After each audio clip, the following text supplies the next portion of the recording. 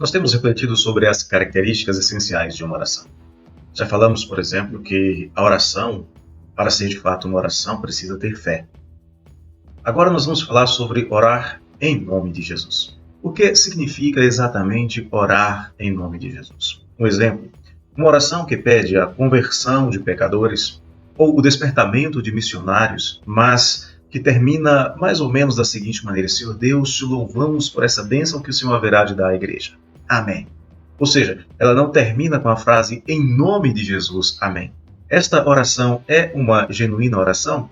Se a resposta for positiva, o que significa então o ensino de Jesus sobre este assunto em João, capítulo 14, versos 13 e 14, ao afirmar que "E tudo quanto pedirdes em meu nome, isto farei, a fim de que o Pai seja glorificado no Filho.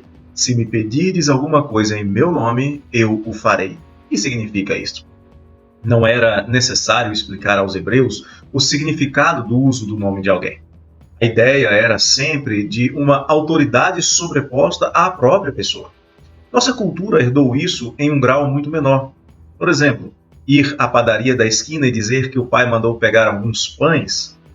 O padeiro entrega os pães, dependendo do caso, mesmo sem dinheiro, especialmente no interior.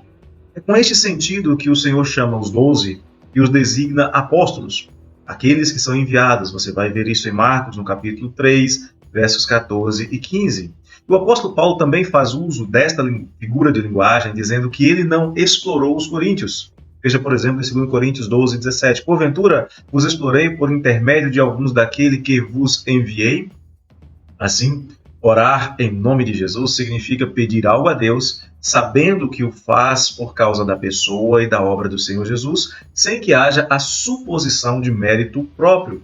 E mesmo o fato de termos sido tornados filhos de Deus, embora filhos do rei não sejam tornados príncipes aqui neste caso, não foi por mérito nosso, mas foi única e exclusivamente pela graça de Deus, como vemos em Efésios 2:9, não por causa das obras que podemos fazer para que ninguém se glorie. Assim, orar em nome do Senhor Jesus implica em que as nossas orações devem ser em harmonia com aquilo que Jesus é, com o seu caráter e principalmente com a sua vontade revelada.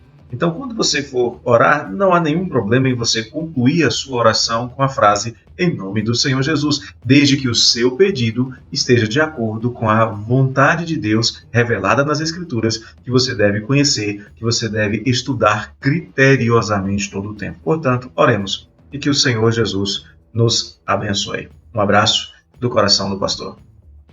E não se esqueça de fazer a sua inscrição. Também clicar no sininho para receber as notificações de novos vídeos e, óbvio, passe adiante. Compartilhe com outras pessoas para que elas também tenham acesso a esta bênção que você tem.